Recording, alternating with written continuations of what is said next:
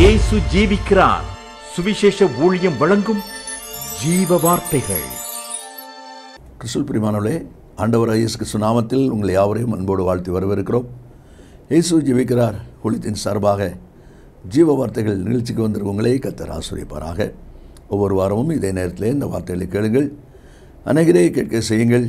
ஊழியங்களை பயன்படுத்த விரும்பினாலும் எங்களுடைய பத்திரிகை வெளியீடுகள் தேவையானாலும் எங்களோடு தொடர்பு கொள்ளுங்கள். நாம் ஒருமித்து அவர் நாமத்தை உயர்த்துவோமாக. இந்த நாளிலும் தேவன் நமக்கு தருகிற வார்த்தையை நான் வாசிக்கிறேன், ஜெபத்துடன் கேளுங்கள். சங்கீதம் 141:3. கர்த்தாவே, என் வாய்க்கு காவல் வையும், என் உதடுகளின் வாசலை காத்துக்கொள்ளும். சங்கீதக்காரனாகிய தாவீது தன் வாழ்க்கையில் சொல்கிற ஒரு அற்புதமான வார்த்தையை நம்ம இதில் பார்க்கிறோம். ஒருவேளை இது ஒரு ஜெபம் என்று கூட நாம் எடுத்துக்கொள்ளலாம். கர்த்தாவே, என் வாய்க்கு காவல் வையும், என் உதடுகளின் வாசலை காத்துக்கொள்ளும் என்று சொல்லி அவன் ஜெபிக்கிறதாக நாம் அதில் காண்கிறோம். என்னுடைய அம்மா எப்போ ஜெபம்னாலும் கர்த்தாவே என் வாய்க்கு பூட்டு போடும் என்று சொல்லி ஜெபிப்பாங்க. இந்த வார்த்தையை யோசித்து பாருங்கள். கர்த்தாவே, என் வாய்க்கு காவல் வையும். ஏன் விதமாய் சங்கீதக்காரன் தாவீது, அவன் ஒரு ராஜா, ஒரு தீர்க்கதரிசியாக இருக்கிறான், ஆண்டுடைய இருதயத்துக்கு ஏற்றவனாக இருக்கிறான். இப்படிப்பட்ட மேன்மைக்குரிய கர்த்தரால் உயர்த்தப்பட்ட தெரிந்து கொள்ளப்பட்ட ஒரு மனிதன் கர்த்தத்திலே எடுக்கிற ஒரு விண்ணப்பத்தை பாருங்கள். கர்த்தாவே, என் வாய்க்கு காவல் வையும். இந்த வார்த்தையில் கேட்கிற அன்பு தேச பிள்ளைகளே, நீங்கள் எத்தனை பேர் உங்களுடைய வாழ்க்கையில் இந்த ஜெபத்தை நீங்கள் ஏறெடுத்திருக்கீங்க? யோசித்து பாருங்கள். ஒவ்வொரு நாளும் ஆண்டவரே ஒரு புதிய நாளை தந்திருக்கிறீர். இந்த நாளிலே என் வாய்க்கு காவல் வைங்கப்பா என்று சொல்லி நாம் ஜெபித்து நாட்டை ஆரம்பிப்பது ஒரு ஆசீர்வாதமான காரியம். ஏன் விதமாய் சொல்லப்பட்டிருக்கிறது என்று சொல்லி நம்ம பார்க்கும்போது, யாக்கோபு நிருபத்திலே நாம் வாசிப்போமானால் அதிலே விதமாய் நாம் வாசிக்கிறோம். 3வது அதிகாரம் 8வது வசனத்திலிருந்து வாசிக்கும்போது, நாவை அடக்க ஒரு மனுஷனாலும் கூடாது. பாருங்கள், அதனால தான் அவன் கேட்குறான், நீர் காத்துக்கொள்ளவில்லை என்றால், வாய்க்கு காவல் வைக்கவில்லை என்றால், என்னுடைய நாவு, என்னுடைய வாய் மனம் போல விரும்புனது போல அது பேச ஆரம்பிச்சிடும், அது செயல்பட ஆரம்பிச்சிடும். அதனால் காவல்வை ஆண்டவரே என்று சொல்லி அவன் கேட்பதை அதில் நாம் பார்க்கிறோம். அந்த வசனத்திலே பின்னால் நீங்கள் கண்டிப்பாக வாசிக்கணும். 8, 9, 10 வசனங்களே. அதனாலே நாம் பிதாவாகிய தேவனை துதிக்கிறோம், தேவன் சாயலில் உண்டாக்கப்பட்ட மனுஷரே அதனாலே சபிக்கிறோம். துதித்தலும் சபித்தலும் ஒரே வாயிலிருந்து புறப்படுகிறது. என் சகோதரரே, இப்படி இருக்கலாகாது. வார்த்தையில் கேட்கிற அன்பு நேச பிள்ளைகளே, நாவை அடக்க ஒரு மனுஷனாலும் கூடாது என்று சொல்லப்பட்டிருக்கிறது. அதே சமயம் அதே யாக்கோபு 1:26 நீங்கள் வாசிப்பினால், உங்களில் ஒருவன் தன் நாவை அடக்காமல் தன் இருதயத்தை வஞ்சித்து தன்னை தேவபக்தி உள்ளவன் என்று எண்ணினால் அவனுடைய தேவபக்தி வீணாக இருக்குமா? பார்த்தீங்களா? இன்றைக்கி நீங்களும் நானும் விசுவாசியாக இருக்கலாம், ஊழியராக இருக்கலாம், ஆண்டவருக்கு சாட்சியாக ஜீவிக்கணும்னு சொல்லி பிரயாசப்படுகிற பிள்ளையாக இருக்கலாம். ஆண்டவருக்கு ஸ்தோத்திரம். வாயின் வார்த்தை, நாவின் காரியத்தில் யார் யார் ஜாக்கிரதையாக கவனமாக இருக்கிறோமோ அவர்கள் வெற்றி உள்ள வாழ்க்கை செய்வார்கள். வேதத்திலிருந்து சில அனுபவங்களை தான் வாசிக்க போகிறோம். ஏன் விதமாய் சொல்லப்பட்டிருக்கிறது? கர்த்தாவே, என் வாய்க்கு காவல் வையும் என்று சொல்லி சங்கீதக்காரன் விதமாய் சொல்கிறானே, அதுக்கு காரணம் என்ன? முதலாவது, பிரசங்கி புஸ்தகம் 5ஆம் அதிகாரம் 6ஆம் வசனத்தை நான் வாசிப்போமானால் அதிலே சொல்லப்பட்டிருக்கிறது, உன் மாம்சத்தை பாவத்திற்குள்ளாக்க உன் வாய்க்கு இடம் கூடாதே. வாயின் வார்த்தை சுத்தமில்லை என்றால், வாயின் வார்த்தை சரியில்லை என்றால் மாம்சம் பாவத்துக்கு நேராக போகும். பாவத்தை அதனால் ஜெயிக்க முடியாது. அதுதான் அந்த வார்த்தை சொல்லப்பட்டிருக்கிறதை நாம் அதில் பார்க்கிறோம். சங்கீதம் 59வது அதிகாரம் 12வது வசனத்தை நாம் வாசிக்கும் போது அதில் சொல்லப்பட்டிருக்கிறது, அவர்கள் உதடுகளின் பேச்சு அவர்கள் வாயின் பாவமாயிருக்கிறது. அதனால தான் சங்கீதக்காரன் சொல்லுகிறான், என் வாய்க்கு காவல் வைங்க, இல்லைன்னா நான் பாவம் செய்கிறவனாக இருந்துருவேன், என் சரீரத்தை பாவத்துக்குள்ளாக கொண்டு போயிடுவேன் என்று சொல்லி அவன் சொல்வதை பார்க்கிறோம். ஏற்கனவே நமக்கு சில வசனங்கள் நன்றாய் தெரியும். நீதிமொழியில் சாலமோன் சொல்லியிருக்கிறார் 10ஆம் அதிகாரம் 19ஆம் வசனத்தில், சொற்களின் மிகுதியினால் பாவம் இல்லாமல் போகாது. பார்த்தீங்களா? சொற்களின் மிகுதியினால்.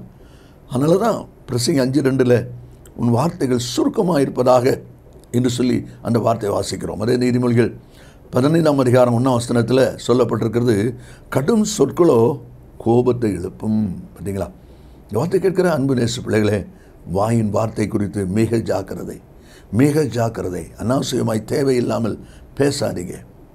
எவ்வளோ வார்த்தையை நீங்கள் சுருக்கிறீங்களோ அவ்வளவுக்கு வெற்றி உள்ள வாழ்க்கை நம்ம செய்ய முடியும். சரீரத்தை மாம்சத்தை பாவத்திற்குள்ளாக்க வாய்க்கு இடம் கொடாதே. நீதிமொழி 7:21 வாசிப்பினால் சொல்லப்பட்டிருக்கிறது, வேசி தன் மிகுதியான இனிய சொற்களால் அவனை வசப்படுத்தி தன் உதடுகளின் மதுர வாக்கினால் அவனை இணங்க பண்ணினாள். கனிவாக பேசி இனிமையாக பேசி அந்த வார்த்தையில் வசப்படுத்தி பாவத்துக்கு இணங்க பண்ணினாள். அதனால தான் சொல்லப்பட்டிருக்கு வார்த்தை. இந்த வார்த்தை கேட்கிறார் நேச பிள்ளைகளே, ஒரு விசை உங்களை ஆராய்ந்து பாருங்கள். ரெண்டாவது அடுத்த வசனத்தை நம்ம வாசிக்கிறோம். சங்கீத புஸ்தகத்தில் 62வது அதிகாரம் 4வது வசனத்தை வாசிக்கும்போது, தங்கள் வாயினால் ஆசீர்வதித்து தங்கள் உள்ளத்தில் சபிக்கிறார்கள். வாயினால் ஆசீர்வதித்து உள்ளத்தில் சபிக்கிறார்கள். வெளிப்படையாக கூப்பிடும்போது ரொம்ப மரியாதையாக ரொம்ப பவ்யமாக பேசுவாங்க, கூப்பிடுவாங்க. ஆனால் உள்ளம் இருதயம் எவ்விதமாக இருக்கிறது, சபிக்கிறதா இருக்கிறது. பார்த்தீங்களா? தேள் விசுவாசி அப்படின்னு ஒரு விசுவாசி சொல்லுவாங்க. நீங்கள் கவனிச்சிருக்கீங்களான்னு தெரில. பிரைஸ் தி லார்ட் அப்படின்னு சொல்லி இப்படி தூக்குவாங்க. தேள் பார்த்துருக்கீங்களா? தேள் அந்த காலை அப்படி தூக்கிட்டு சொன்னாலே முள் குத்துறதுக்கு ரெடியாக இருக்குன்னு அர்த்தம்.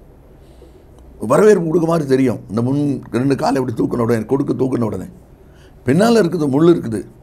அது நமக்கு ரொம்ப வரவேற்பு கொடுன்னு சொல்லி கிட்ட கொண்டு கை வச்சுட்டானா டான் அடிச்சிடும். தேள் விசுவாசி. பார்த்தீங்களா? முன்னால் வரவேற்பு, பின்னால் கொடுக்குறக்கு ஜாக்கிரதை. அதுதான் இல்லை சொல்லப்பட்டிருக்கிறது, என் வாய்க்கு காவல் வையும். ஏன் ஆண்டவரே, நான் ஆசீர்வாதமான வார்த்தை சொல்லி வரவேற்கிறவனாக, அதே சமயத்தில் உள்ளத்தில் நான் சபிக்கிறவனாக இருக்கக்கூடாதப்பா. அப்படிப்பட்ட ஒரு வாழ்க்கை எனக்கு வேண்டாம் என்று சொல்லி தான் தாவீது சொல்வதை நாம் அதில் பார்க்கிறோம். ஏசாயா 29வது அதிகாரம் 13வது வசனத்தை நாம் வாசிக்கும் போது அதில் தேவனுடைய வார்த்தை விதமாய் சொல்லப்பட்டிருக்கிறத நான் பார்க்க முடியும்.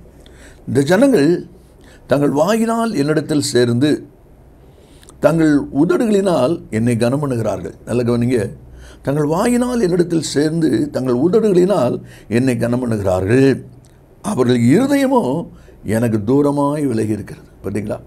வாயின் வார்த்தைக்கும் இருதயத்திற்கும் உள்ளத்திற்கும் சம்பந்தமே இல்லாத ஒரு பயங்கரமான ஒரு வாழ்க்கை. அதைத்தான் தேவனுடைய வார்த்தை சொல்வதை நாம் அதில் பார்க்கிறோம்.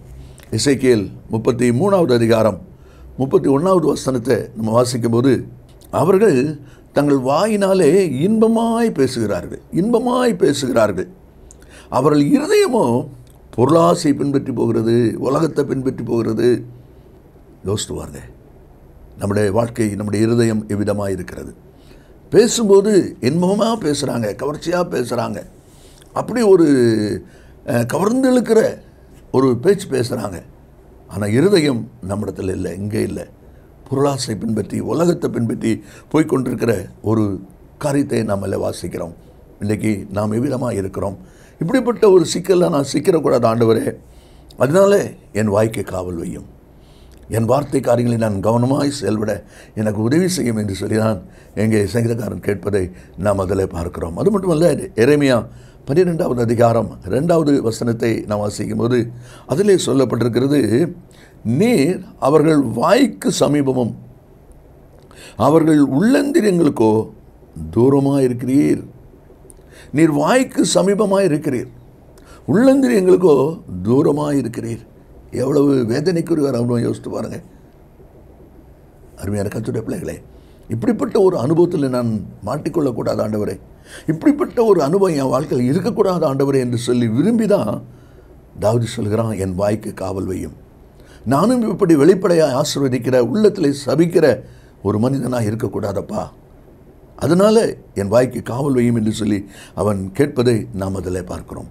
நீங்கள் எவ்விதமாக இருக்கிறீர்கள், உங்களுடைய வாழ்க்கையின் அனுபவங்கள் எவ்விதமாக இருக்கிறது என்பதை சற்று யோசித்து பாருங்கள். அதனால் வாசிக்கிறோம்.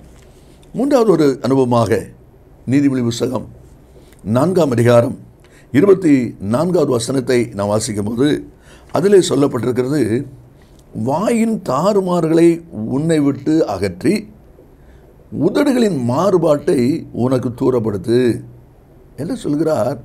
வாயின் தாறுமாறுகள் தேவையற்ற அனாவசியமான உபயோகம் இல்லாத காரியங்களை பேசுகிற தருமாறான ஒரு அனுபவம் எனக்கு வேண்டாம் ஆண்டவரே, அதை அகற்றுங்க. அது மட்டுமல்ல, உதடுகளின் மாறுபாட்டை உனக்கு தூரப்படுத்து. இவங்கள பார்த்தா ஒரு மாதிரி, இவங்கள பார்த்தா ஒரு மாதிரி, இடத்துக்கு ஏற்படி, சமயத்துக்கு ஏற்றபடி, சந்தர்ப்பத்துக்கு ஏற்றபடி அப்படி உருட்டி பிரட்டி பேசுகிற மாறுபாடான ஒரு வாழ்க்கை எனக்கு வேண்டாப்பா, எனக்கு வேண்டாம் ஆண்டவரே. அப்படிப்பட்ட ஒரு நாவாக என்னுடைய நாவு இராதபடி என் வாய்க்கு காவல் வைங்கப்பா. என் உதடுகளின் வாசலை காத்துக்கொள்ளுங்க என்று சொல்லி தான் சங்கீதக்காரன் சொல்வதை நாம் அதில் பார்க்கிறோம். ஏன் அவ்விதமாக சொல்கிறான் என்றால், அதே நீதிமொழிகள் 15வது அதிகாரம் 4வது வசனத்தை வாசிக்கும் போது, நாவின் மாறுபாடோ ஆவியை நொறுக்கும், நாவின் மாறுபாடோ ஆவியை நொறுக்கும். அதாவது இப்படிப்பட்ட மாறுபாடான வார்த்தை உள்ள ஒரு அனுபவத்தோடு அவங்கள பார்த்தா அதுக்கு ஏற்றபடி, இவங்கள பார்த்தா இவங்களுக்கு ஏற்றபடி, இப்படி பேசுகிற நடிப்பின் அனுபவத்தோடு கூடிய மாறுபாடான ஒரு காரியம், ஒரு வார்த்தை இருக்குமானால் அது நிமித்தம் என்ன நடக்கிறது? ஆவியை நொறுக்கும். ஆவிக்குரிய வாழ்க்கையில், சுவாச ஓட்டத்தின் பாதையில், வெற்றி ஓட்டம் ஓடுகிற பாதையில் நொறுக்குதல் உண்டாகும். உறுதியாக நிற்க முடியாது, ஸ்திரமாய் செய்ய முடியாது. ஏன்? மாறுபாடான நாவு. அதனாலே சொல்லப்பட்டிருக்குது, நாவின் மாறுபாடோ ஆவியை நொறுக்கும் என்று சொல்லி. சங்கீத புஸ்தகத்தில் 73வது அதிகாரம் 9வது வசனத்தை நான் வாசிக்கும் போது அதிலே சொல்லப்பட்டிருக்கிறது, தங்கள் வாய் வானமட்டும் எட்ட பேசுகிறார்கள். வானமட்டும் எட்ட பேசுகிறார்கள் அப்படின்னா அவங்களுக்கு நிகர் யாரும் இல்லை, எங்களுக்கு எல்லாம் தெரியும், யார் எங்களுக்கு ஆலோசனை சொல்ல வேண்டியதில்லை. அப்படிப்பட்ட ஒரு சிந்தையோடு பேசுகிற, நடந்து கொள்கிற ஒரு அனுபவம். தங்கள் வாய் வானமட்டும் எட்ட பேசுகிறார்கள். சாமுவேல் புத்தகத்திலே வாயின் தாறுமாறின் அனுபவத்துக்கு ஒரு உதாரணம் 1 சாமுவேல் 1ஆம் அதிகாரம் 7வது வசனத்தில் நான் வாசிக்கும் போது, அன்னாள் பெண்ணினால் அந்த பிள்ளைகளுடைய வாழ்க்கையில் ஏற்பட்ட அனுபவம். பெண்ணினாள் அன்னாளை மனமடிவாக்குவாள், அப்பொழுது அவள் சாப்பிடாமல் அழுது கொண்டு இருப்பாள். பார்த்தீங்களா? மனமடிவாக்குவாள், இவன் சாப்பிடாமல் அழுதுட்டு இருப்பாளாம். அதான் அந்த மாறுபாடான வார்த்தை. ஆண்டவர் அதைத்தான் வேண்டாங்கிறார். மற்றவர்களை வேதனைப்படுத்தக்கூடிய ஒரு அனுபவம் உனக்கு வேண்டாம். கடைசியாக ஒரு அனுபவத்தை நாம் வாசித்து முடிப்போம். சங்கீதம் 64:4 நாம் வாசிக்கிறோம். அதில் சொல்லப்பட்டிருக்கு, மறைவுகளில் உத்தமன் மேல் எய்யும் பொருட்டு கசப்பான வார்த்தைகளாகிய தங்கள் அம்புகளை நான் ஏற்றுகிறார்கள், சற்றும் பயமின்றி சடுதியில் அவன் மேல் எய்கிறார்கள். கசப்பான வார்த்தைகளாகிய அம்பு. இந்த வார்த்தையில் கேட்கிற அன்பு நேச பிள்ளைகளே, தாவீது சொல்கிறார், ஆண்டவரே என் வாய்க்கு காவல் வையும். காரணம் என்னென்னா, கசப்பான வார்த்தை என் வாயில் வர வேண்டாப்பா. வீட்டிலையும் சரி, வெளியிலையும் சரி, ஊழியத்திலையும் சரி, எங்கேயுமே கசப்பு நிறைந்த வார்த்தை என் வாயில் வர வேண்டாம். அதைத்தான் ஆண்டவர் அவன் சொல்வதை பார்க்கிறோம். இப்படிப்பட்ட கசப்பு நிறைந்த வார்த்தை இருக்கிறதுனால தான் என் வாய்க்கு காவல் வையும் என்று சொல்லி அவன் கேட்கிறான். நீதிமொழியிலே சாலமோன் அதை சொல்லும் பொழுது 12ஆம் அதிகாரம் 18ஆம் வசனத்தில், பட்டை குத்துகோல் போல் பேசுகிறவர்களும் உண்டு. பார்த்தீங்களா? பட்டை குத்துகோல் போல் பேசுகிறவர்களும் உண்டு. சிலர் சொல்லுவாங்க, சிலர் நீங்கள் கேட்டிருக்கலாம், 4 வார்த்தை நாக்கப்படுங்கிற மாதிரி கேட்டு வந்தேம்பாங்க, இருதயத்தில் குத்திட்டு போகிற மாதிரி பேசினேம்பாங்க. அதனால் சொல்லியிருக்கு, பட்டை குத்து போல் பேசுகிறவர்களும் உண்டு. அப்போ இப்படிப்பட்ட ஒரு அனுபவம் எனக்கு வேண்டாம், என் வாயில் வரக்கூடாது.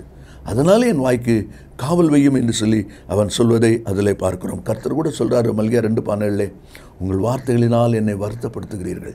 ஒருபோதும் ஆண்டவர் நம்மை கொடுத்து, நம்முடைய வார்த்தை கொடுத்து அப்படி சொல்லக்கூடாது. உங்களுடைய வார்த்தையினால் என்னை நீங்கள் வருத்தப்படுத்துகிறீங்க என்று சொல்லி சொல்லக்கூடாது. யோபின் சிநேகிதன் எலிப்பாஸ் யோபிட்ட பேசும்போது 4ஆம் அதிகாரம் 7ஆம் வசனத்தில், குற்றமில்லாமல் அழிந்தவன் உண்டோ? நீர் ஏதோ தப்பு பண்ணியிருக்கீங்க, நீ தப்பு பண்ணியிருக்கீங்க, அதனால தான் உங்களுக்கு இவ்வளோ பிரச்சனை, தப்பு இல்லாமல் இப்படி ஒரு பிரச்சனை வராது என்று சொல்லி அந்த யோபு வேதனைக்கு மேலே கூட கொஞ்சம் வேதனைப்படுத்துகிற அனுபவத்தை பார்க்குறோம். தாவீது சொல்கிறாரு, கர்த்தாவே என் வாய்க்கு காவல் வையும், என் உதடுகளின் வாசலை காத்துக்கொள்ளும். ஏன் அப்படின்னா, முதலாவது மாம்சத்தை பாவத்திற்குள்ளாக வாய்க்கு இடக்கூடாது. நீர் காவல் வைக்கலன்னா நான் பாவத்துக்குள்ளாக போயிடுவேன். அது மட்டுமல்ல, வாயினால் ஆசீர்வதித்து உள்ளத்தில் சபிக்கிற அனுபவம் இருக்குது, அதனால் அது எனக்கு வேண்டாம். 3ஆவது சொல்கிறாரு, வாயின் தாறுமாறுகளை என்னை விட்டு அகற்றி மாறுபாடை தூரப்படுத்து. கடைசியாக வாசிக்கிறோம், உத்தமன் மேல் எய்ய போட்டு கசப்பான வார்த்தை எனக்கு வேண்டாம். இதில் நான் எப்படி தப்ப முடியும்? அதனால தான் யாக்கோபில் வாசிக்கிறோம், நாவை அடக்க ஒருவனால் கூடாது, அதனால என் வாய்க்கு காவல் வையும், என் உதடுகளின் வாசலை காத்துக்கொள்வோம். நீங்களும் அப்படி ஒவ்வொரு நாளும் ஜெபிப்பீங்களா? அப்போ தான் நம்ம வெற்றி உள்ள வாழ்க்கையை நாம் செய்ய முடியும். ஜெபிப்போமா? இயேசு சீக்கிரம் வரப்போகிறார். நல்ல பிதாவே, நன்றியோடு துதிக்கிறோம். உம்முடைய வார்த்தை ஆமந்தும் ஆமேன்னு இருப்பதற்காக ஸ்தோத்திரம். இந்த வார்த்தையை கேட்கிற ஒவ்வொரு பிள்ளைகளும் இந்த நாளில் இருந்து கர்த்தாவே என் வாய்க்கு காவல் வையும், என் உதடுகளின் வாசலை காத்துக்கொள்ளும் என்று ஜெபிக்கிறவர்களாக இருக்க உதவி செய்யும். இயேசுவின் நாமத்தில் ஜெபிக்கிறோம் நல்ல பிதாவே. ஆமேன், ஆமேன். கர்த்தர் உங்களை ஆசீர்வதிப்பாராக. ஆமேன். மேலும் விவரங்களுக்கும் உங்கள் ஜெப தேவைகளுக்கும் நீங்கள் எங்களோடு தொடர்பு கொள்ள வேண்டிய முகவரி ஜீசஸ் லிவ்ஸ் காஸ்பல் மினிஸ்ட்ரீஸ், சகோதரர் John M Jeyaraj, 123A Thonavur road, Mavadi, Nellai மாவட்டம், தென்னிந்தியா 627107.